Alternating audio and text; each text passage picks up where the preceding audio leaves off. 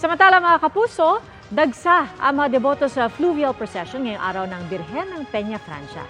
At mula sa Naga City, nakatutok live si Jessica Calinog ng GMA Regional TV, Balitang Bicolandia. Jessica? Pia, ilang minuto pa lamang ang nakakalipas nang dumating na dito sa Basilica Minore ang mga imahen ng El Divino Rostro at ni Nuestra Señora de Peña Francia. Masaya ang mga itong sinalubong ng libo-libong mga deboto habang winawagayway ang kanilang puting mga panyo.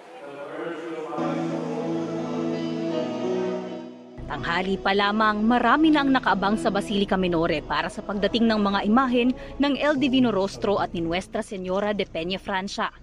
Ngayon ang huling araw ng 9 days novena para sa mahal na ina, gayon din ang araw na ibabalik na ang kanyang imahen sa Basilica Minore.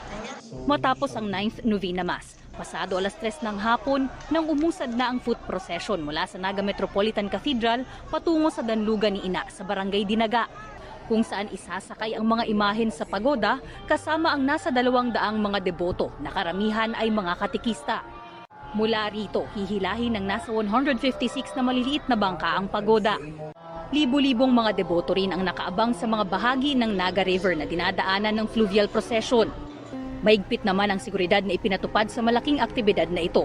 May mga nag-iikot ding K9 units.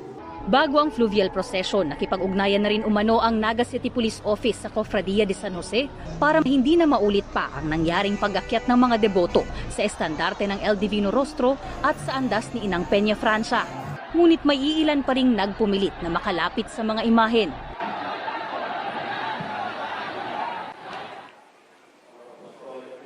Sa ngayon, Pia, ay naghahanda naman na dito sa Basilica Minore para sa isang banal na misa na gagawin at pangungunahan ni Apostolic Nuncio to the Philippines, Most Reverend Charles Brown, kasama si Archbishop Rolando Tria Tirona ng Archdiocese of Cáceres. Simula na rin ngayong araw, Pia, ng 100 days countdown para sa Kapaskuhan at para nga sa deboto o sa mga deboto ni Nuestra Señora de Peña Francia.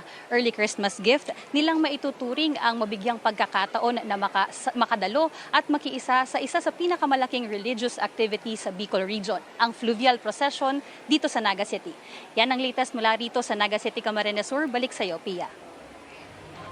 Viva la Virgen at maraming salamat, Jessica Calinog ng GMA Regional TV, Balitang Bicolandia. Mga kapuso, manatili nakatutok sa balita anumang oras. Mag-subscribe sa GMA Integrated News sa YouTube. At sa mga kapuso abroad, samahan nyo kami sa GMA Pinoy TV at sa www.gmanews.tv.